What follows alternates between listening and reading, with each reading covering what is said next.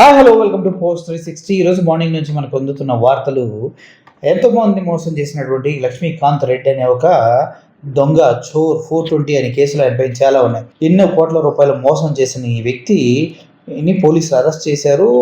14 రోజులు రిమాండ్ చేశారు. అదేవిధంగా ఇప్పుడు పోలీసులు కస్టడీకి తీసుకొని విచారిస్తూ ఉన్నారు. అంటే ఒళ్ళు హోనం చేసి మక్కలు ఎరగ దుబ్బుతారనమాట. సో అటువంటి వ్యక్తి గురించి మీకు కొన్ని విషయాలు చెప్పాలి. గతంలో సౌమ్య శెట్టి అనే ఒక అమ్మాయిని వీడు సినిమా ఆఫర్స్ అని పిలిచి సినిమా షూటింగ్లో స్నానం చేస్తుంటే తనని వీడియోలు తీసి తనని సెక్షువల్గా లోబర్చుకొని తన పైన దాడి చేసి తనని ఘోరంగా ఇబ్బంది పెట్టినటువంటి ఘటనలు నాకు తెలుసు. దాన్ని వాడు వేరే విధంగా ఆ అమ్మాయి హనీ ట్రాప్ చేసిందని చెప్తూ అబద్ధం చెప్పిన మాటలు కూడా మనందరికీ తెలుసు. ఎందుకంటే మన వీడియోలో ఫాలో అయ్యే వాళ్ళందరికీ అక్కడ ఏం జరిగిందో వాస్తవం అందరికీ తెలుస్తుంది కాబట్టి. అయితే వీడు చేసిన ఈ మధ్యకాలంలో చేసినటువంటి ఇంకో దారుణాన్ని నేను మీకు చెప్తూ ఉంటాను. ఇప్పుడు ఆ అమ్మాయి హనీ ట్రాప్ చేసిందని చెప్తూ సౌమ్య శెట్టిని మీడియాలకి చాలా విధాలు అన్పాపులర్ చేశారు. నా దగ్గరికి వచ్చి అడుక్కున్నాడు, ఆ అమ్మాయిని ఎట్లా మాట్లాడబ్బా, ప్రతికి నేను ఆ అమ్మాయిని లవ్ చేస్తున్నాను, నేను తప్పు చేశాను, మీడియా ముందు ఒప్పుకుంటానని నా దగ్గరికి వచ్చి బతిమని అడుక్కున్నాడు. నాకు ఒక ఇంటర్వ్యూ అంటే మాత్రం జీలో దమ్ము లేదు పాపం మనోడికి. సర్లే వదిలేస్తాం, ఆ దమ్ము గురించి మనం మాట్లాడే టైం ఇంకా ఫ్యూచర్లో చాలా ఉంది కాబట్టి. కానీ వీడు ఏం చేశాడంటే, సౌమ్య శెట్టి వాళ్ళు వైజాగ్లో ఉంటారు. ఆ వైజాగ్లో వీళ్ళు ఉంటున్న ఇంటి పైన ఎప్పటి నుంచో ఖాళీ ఉంటున్నటువంటి ఒక పోర్షన్ని అడ్వాన్స్ ఇచ్చి ఆ పోర్షన్ వాడి పేరు మీద రాయించుకున్నాడు. అంటే సౌమ్య శెట్టి కింద వాడి పైనుండి ఎప్పుడంటే అప్పుడు ఆ అమ్మాయిని ఇబ్బంది పెట్టే ప్రయత్నం చేస్తున్నాడు. దీనిపైన వైజాగ్ పోలీసులకు వెళ్ళి కంప్లైంట్ ఇస్తే వాడు డబ్బులు ఇచ్చి కొనుక్కున్నాడు, మేమేం చేయలేము అని చెప్తున్నారు. ఈ అమ్మాయికి థ్రెట్ ఉందన్న విషయం అందరికీ తెలుసు. గతంలో ఈ అమ్మాయిని వాడు ఏ విధంగా టార్చర్ చేశాడో తెలుసు, సెక్షువల్గా ఎలా హెరాస్ చేశాడో తెలుసు. అయినప్పటికీ కూడా ఇతన్ని వాళ్ళ ఇంటి పైన ఇల్లు కొనుక్కుంటే ఈ అమ్మాయి రోజు నరకం అనిపిస్తూ అక్కడే సస్తూ బ్రతుకుతూ ఉంది. ఎంత దారుణంగా ఉందో, వ్యవస్థలు ఎంతగా మనుషులపైన పగబడతాయో ఒకసారి ఆలోచించి. ఈ అమ్మాయి గనక పోలీస్ కేసు పెట్టినా కూడా పోలీసులు కేసు తీసుకోవట్లేదు. వాడు నా ఇంటిపై నుండి నన్ను హెరాస్ చేస్తున్నాడంటే వాడు డబ్బులు పెట్టి కొనుక్కున్నాడని చెప్తున్నాడు. డబ్బులు కమ్ముడుపైన పోలీసులు మాట్లాడుతున్న మాటలా ఉన్నాయి తప్పించి సిన్సియర్ పోలీసు ఎవరు ఇటువంటి మాట్లాడు, వాళ్ళ చెల్లో వాళ్ళ తల్లో ఎవరన్నా అదే పొజిషన్లో ఉండి ఒక హరాస్ చేసి సెక్షువల్గా అమ్మాయిని బాధ పెట్టిన వ్యక్తి వచ్చి అదే ఇంట్లో పైన ఉంటూ రోజు నరకం చూపిస్తూ ఉంటే ఎలా నీ తల్లి నీ చెల్లి బ్రతుకుతారో ఆలోచించాలని ప్రతి పోలీస్ని ప్రతి లాయర్ని నేను అడుగుతున్నా. సో ఆ ఇల్లు కొనుక్కున్నాడు. ఆ ఇంటి ఓనర్ని అడిగితే వాడు మాకు డబ్బులు ఇచ్చాడు, అతని ఉత్తముడు అది ఇది అని చెప్పారు. ఆ ఉత్తముడిని ఇప్పుడు అరెస్ట్ చేసి జైల్లో మక్కలు ఎరగొడుతున్నారు సార్. రిమాండ్ ఇచ్చారు. సౌమ్య శెట్టిని రిమాండ్ చేస్తారని ఇప్పటివరకు ఎవడూ రిమాండ్ చేయలేదు. కారణం ఏంటంటే అమ్మాయి వైపు తప్పు లేదు కాబట్టి. కానీ ఇప్పుడు మనోడు చేసినటువంటి 100 కోట్ల ఫ్రాడ్కి మనోడిని అరెస్ట్ చేసి దగ్గర 6 క్రిమినల్ కేసులు ఉన్నాయి. 6 క్రిమినల్ కేసులు అరెస్ట్ చేసి రిమాండ్ చేశారు 14 days.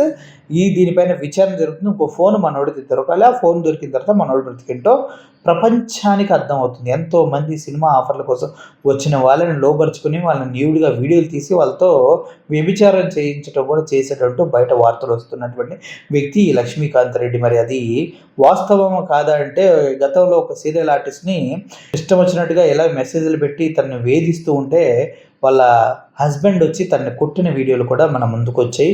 అవి కూడా మీకు ఫ్యూచర్లో ప్రజెంట్ చేస్తా. ఎందుకంటే ఆ కొట్టిన వ్యక్తులు కూడా ఎవరో కాదు, ఒక ప్రముఖ సీరియల్ ఆర్టిస్ట్ సంబంధించినటువంటి వ్యక్తులు.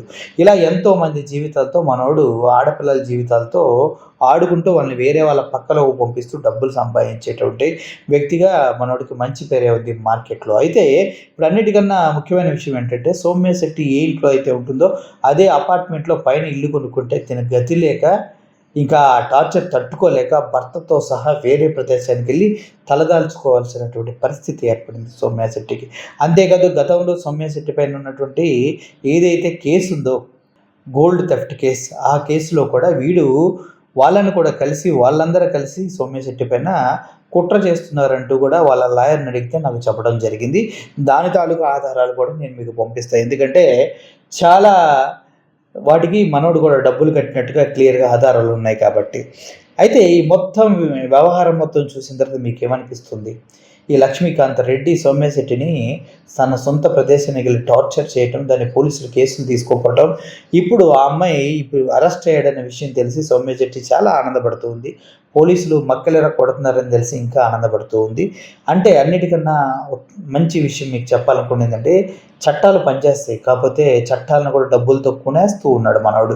ఎందుకంటే స్మగ్లింగ్ చేసిన గోల్డ్ ఎంతుందో వీడి దగ్గరే తెలియదు. కోటాను రూపాయల ఆస్తులు కూడబెట్టాడు. అన్ని వ్యవస్థలను డబ్బులతో కొనేస్తూ ఉన్నాడు. లాయర్లని, జడ్జిల్ని అందరినీ మేనేజ్ చేసే స్థితికి వెళ్ళిపోయారు. జడ్జిలను ఎందుకు మేనేజ్ చేస్తున్నారంటే మీకు రాబోయే రోజుల్లో ఒక బ్రేకింగ్ న్యూస్ వచ్చే నెల 3వ తారీఖు మన ఛానల్ ద్వారా మేము ముందుకు తీసుకురాబోతున్నా. ఆల్రెడీ సౌమ్యకి ఏదైతే కేసులో దొంగతనం అంటగట్టారో ఆ బంగారం అంతా కూడా వైజాగ్ కోర్టులో జడ్జి గారి ముందు సబ్మిట్ చేయడం జరిగింది పోలీసులు.